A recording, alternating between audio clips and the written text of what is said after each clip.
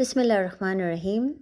Continuing on from the previous episode, I just wanted to spend more time discussing this relationship that exists between a husband and a wife, and in particular, why are so many marriages failing today? What is going wrong internally? And although every marriage is unique and every circumstance is different, these are just some brief points outlined that can help Muslim men and women who are about to get married or those who are already married. So let's address women first. As I mentioned in the previous episode, the husband is a garment or a libas for the wife, which means that she has to protect his honor. If she talks bad about her husband or her in-laws with her friends and family, it is not just a sin in the eyes of Allah, but it will also negatively affect her marriage. How? Well, firstly, when she tells her parents all the bad experiences she has had with her husband, how do you think her parents will react the next time they meet her husband? In fact, Allah has put a very special kind of mercy and love between husband and wife, which means that even after having a huge fight or argument, they can actually become perfectly normal the next day. So imagine this. The woman shares her fights and arguments with her family. She becomes normal with her husband the very next day, without realizing that while she is happy now with her husband, her parents probably now think very poorly of him. So the next time they meet him, she will want her family to give him respect and love, but they just won't be able to. And then the husband will start to realize that his in-laws are very rude towards him. And he, of course, has no idea why or what's going on. So what does he do? Well, he starts to hate his in-laws. And just like that, the woman has destroyed her relationship. Secondly, this can also be very damaging to the marriage because the more a wife complains unnecessarily about her husband or her in-laws to others, the more she fills her heart with anger and hatred. So it just makes it so much more difficult for her to face her husband and her in-laws and to have some kind of peace or love in her heart towards them. So of course the question is, what should she do? If she really is upset, does that mean she cannot talk to anyone?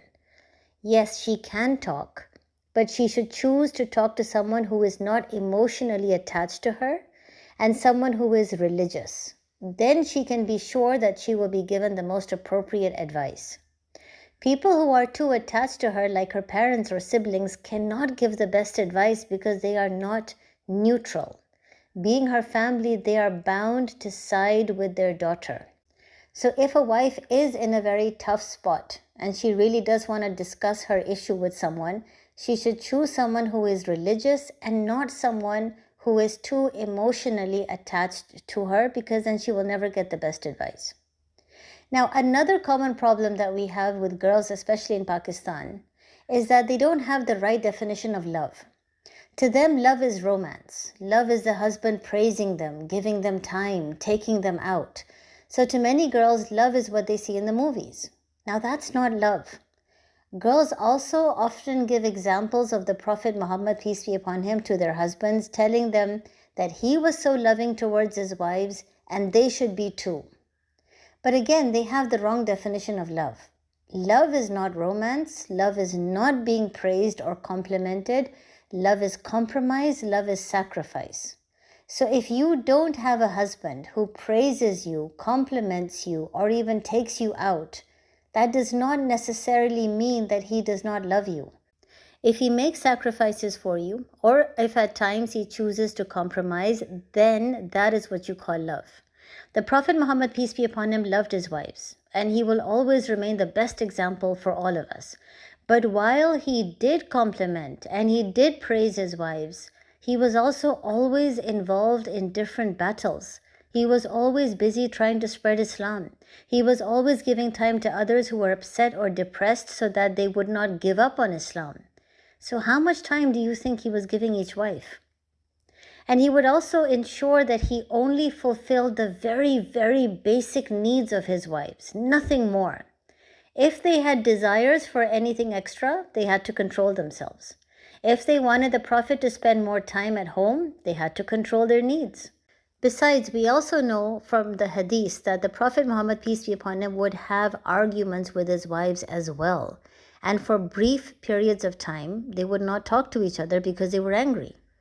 All of this is perfectly fine. It does not mean the Prophet wasn't happy or that he didn't love his wives. This is part of a normal and healthy marriage relationship. But what is important is that when there is a disagreement or argument, egos should be put aside after a while to end the fight. That is love, because you have to sacrifice your ego to make the marriage work. Now, thirdly, as I mentioned before in the previous episode, and I wish to stress again, girls need to understand that regardless of how educated they might be, the head of the family is the man, because he has a greater burden to share. They need to understand that, and they need to respect that. And finally, as women, we tend to be very emotional and sensitive people as compared to men. So if we have a few fights, we start thinking the marriage is over, it will never work, and we will be miserable for the rest of our lives. We end up crying so much, we end up becoming so negative that we can barely sleep. While men fight, and then they seem to go to sleep instantly. So remember that the first few years of any marriage is tough. It's not romantic. It's a compromise, because two independent people have to come together and live with each other, and that's not easy. So fights will happen. That's common. That's okay. There will be good days and bad days. Don't think with your emotions. Calm down. Take a deep breath. Fill your mind and heart with positive thoughts from the Quran and Sunnah, and then you'll realize that maybe what you saw as a huge problem in the marriage is not that big of a deal. But before I end this episode, one main message has to be given. All of this advice that I am providing can help in a marriage, but at no point should any woman stay in a marriage that involves physical or emotional abuse. A man who is physically violent, or a man who constantly insults his wife's appearance or intellect and refuses to stop, is not deserving of any woman's respect. That is a marriage that needs to end immediately. Now, inshallah, in the next episode, I want to briefly discuss men and where they might be going wrong. Assalamu alaikum.